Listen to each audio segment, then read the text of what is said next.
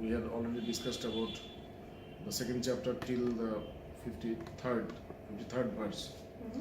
So this from 54th to the 72 is the essence of Bhagavad Gita. You know, in this Lord Krishna has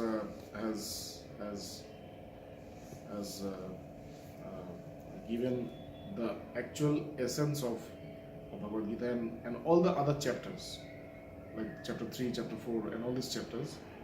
They are just the extension of these 18 verses that we are going to discuss. So this particular verse, this particular episode starts from a question. The question of Arjuna. Till now, Bhagavan Krishna was talking about knowledge, about getting established into the knowledge. That when your mind is completely undisturbed or unperturbed from the external world, then you have reached the state of yoga, and this the state of eternal yoga. That is, you have established yourself into the self, and you are going to stay there. You are not going to come back. You will always remain there. So that state in Vedanta is called Sthita Prajna. Sthita Prajna, when your wisdom is completely established into the knowledge. Or in very simple terms, it can be said that when your mind is completely established into the knowledge. The knowledge is I am the self. So this mind is always, like it's always distracting. It goes from here to there. It thinks about many things. But when your mind will be completely fixed into this knowledge that I am the self, that is, it will always remain the same, always. So that state is called Sthita Prajna. So the question that Arjuna is asking is this, that what is this Sthita Prajna? What is this state of Sthita Prajna? Okay, Samadhi. Samadhi is a state through which we know the knowledge. We experience the knowledge, or we experience our divine nature, that we are divine. How do we experience? In this world we cannot experience this. So when do we experience that I am a divine? I am divine. I am birthless. I am deathless. I am the knowledge. I am truth. I am bliss. I am peace. When do I realize this? I realize it in the state of, or through the state of Samadhi. When I attain the state of Samadhi, then I realize this. Okay. So the question is of Arjuna is like this, that Sthita Pragyasya ka bhasha. What does a Sthita Prajna mean? Who is this people? Who are these people who have attained the state of Sthita Prajna? That is, who have attained the state of unaltered wisdom, who is completely steadfast into wisdom. Who are this person? Samadhista Keshava. What is Samadhi? Oh Keshav. Keshav is another name of Arjuna, of Krishna, Lord Krishna. So, O Lord Krishna, what is called Samadhi? Sthitadhi kim prabhashet. How does a people who is established into this knowledge, this supreme knowledge, for all the time, eternally established into this supreme knowledge, talk? How does he talk? Or what are the subjects that he talks? Kimasit. How does he stay in this life? How does he live in this life? How does he, make his duties, do his duties? How does he live his life? Brajetakim. And how does he go around? How does he travel? Okay, so this was the question of Arjuna. Sthita Pragyasya ka bhasha, Samadhista Keshava, Sthitadi kim prabhashet, kimasit, brajetakim. That is what is called being eternally, established into this knowledge. What is called Samadhi? How does these people who have attained the state of eternal, steadfastness into the self or into this knowledge, they talk, or they live, or they go around, move around? How do they do it? So in response to it, Lord Krishna is saying, Sri Bhagavan Uvacha. That is, the Lord speaks. Okay. Prajahati yada kaman sarvan partha manogatan atmannaivatmana tushta stita praggas tadocchate. He says that, you see, our mind, everybody has a mind. What does this mind do? What is this function of this mind? The mind is always producing desires. Understand? All the things that, all the thoughts that you have, these thoughts are but desires, wishes, all the time. And when this wish come, you just run with the wish or run after those wish. When the desires comes, you run after those desires. Okay? And this is the life of a normal person, of a worldly person. That every time his mind is producing desires and he is running after all those desires, or most of them. Some of the desires he cannot chase, but most of the desires he tries to chase them. And this is what his life is. But Prajahati means one who can remain separate. One who can renounce himself or separate. Or, he can stay in a distance with all the desires which are produced by the mind. Let the mind produce your desires, because you cannot stop them. Because the mind is not you. Because the mind is not you, so there is no way that you can stop the mind. And it is not necessary for you to stop the mind producing desires, because it's not you. So let it be how it wants to be. Let it do what it wants to do. What is the problem? The problem is when we think that this mind is mine, or this is the truth, and whatever desires is coming, they are also true, and this, with this truthful notion, we get attached to them. We get attached to the mind, we get attached to the desires, we chase those desires, we run after those desires. But here it says that, okay, let the mind do whatever it wants. You don't need to do anything. Let the mind create desires all the time, but you need to remain separate. Okay? So one who can remain separate from all the desires which the minds are producing. So when I am separating myself from the desires, what should I do? Because a normal person is always chasing the mind. So when I am not chasing the mind, what should I do? It says, Atmanne vatmano tushta. One who remains satisfied or happy within his self. To become happy, he does not need to chase his desires. To become happy, he does not need to get attached to the mind. He can have that happiness within himself, being with himself. Because that is the real happiness. When you are chasing your mind, you are chasing something which you are not.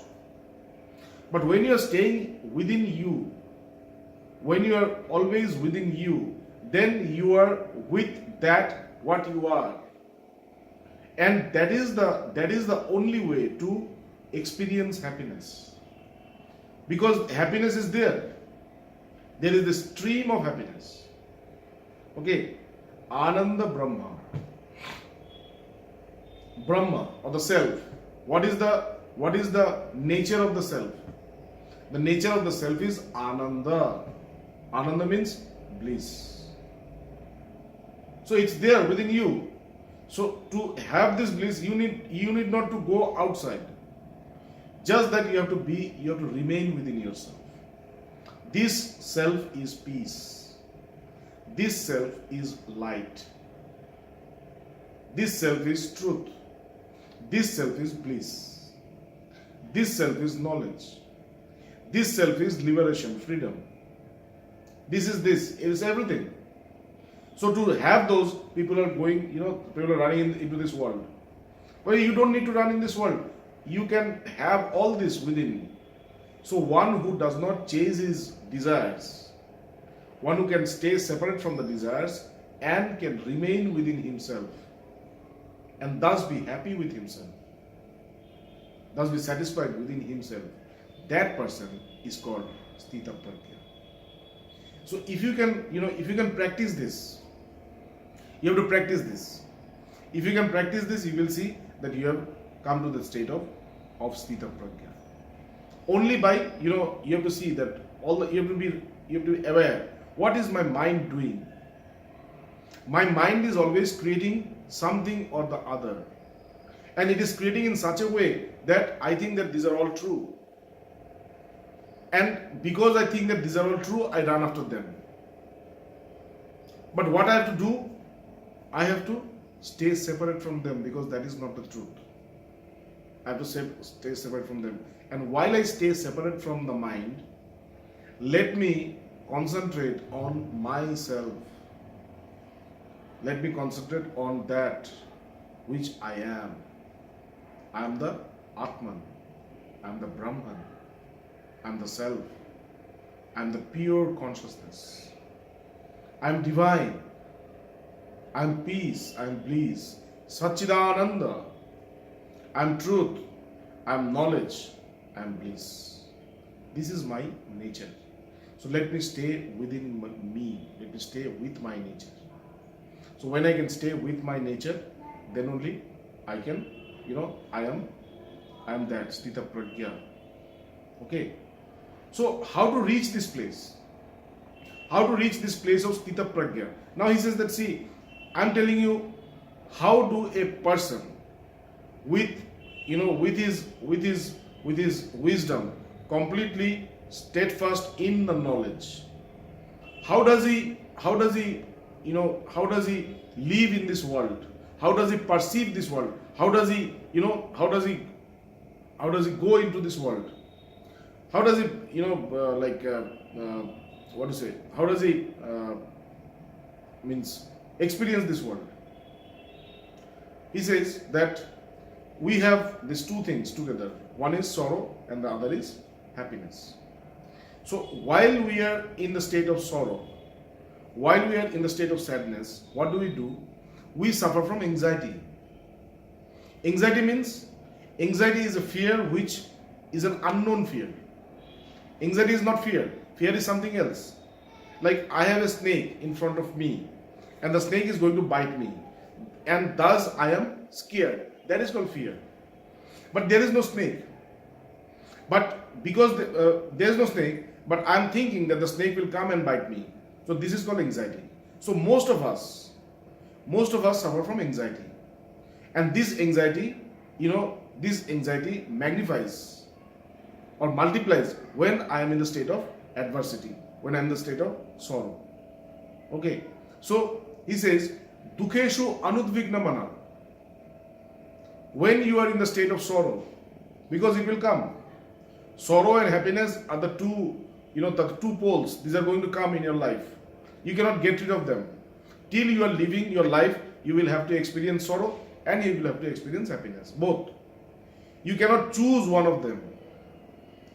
Like we cannot choose night or we cannot choose day. These are, complementary. Day will come with night. Night will come with day. We cannot choose any season. Season also will, they will always alter. They will change. So here also, we cannot choose only happiness. We cannot choose only sadness. These two things are complementary to each other. They will come again and again. So when you are in the state of adversity, when there is only sorrow around, never suffer from anxiety. Face it.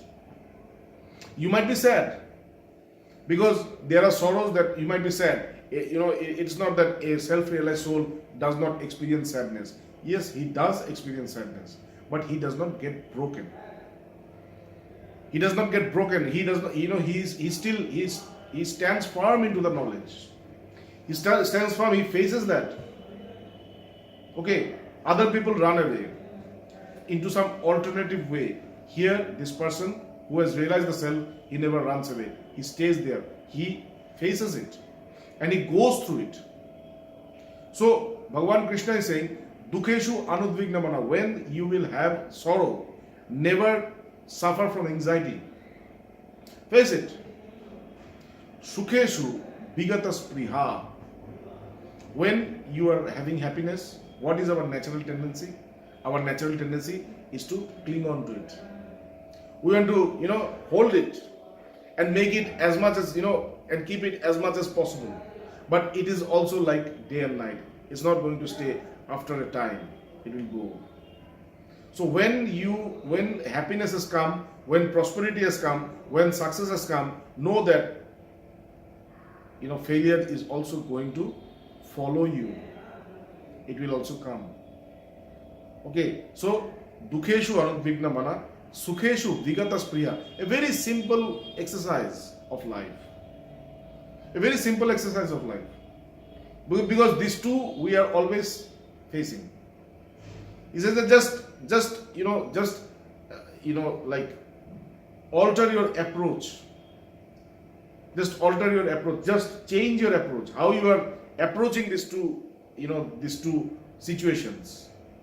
When you are happy, never try to get attached to that happiness. When you are happy, be happy, enjoy, but always remain ready for sadness, because that is also coming. And when sadness has come, it's not that this is the only thing, this is the only ultimate thing. Again, happiness will come. So sadness and happiness is like a wave. It's going to come and go. It's going to come and go. It's passing phenomenon. So dukheshu anudvignamana, sukheshu vigata spriha, vitaraga bhaya krodha. To attain the state of absolute knowledge. We are talking about the state of absolute knowledge. How can I reach the state of absolute knowledge? I have to have some qualities within me. What are those qualities? The qualities is Beat raga bhaya krodha. Raga. Raga means attachment. I should not be attached to anything. How? How do I get attached to anything? When I know that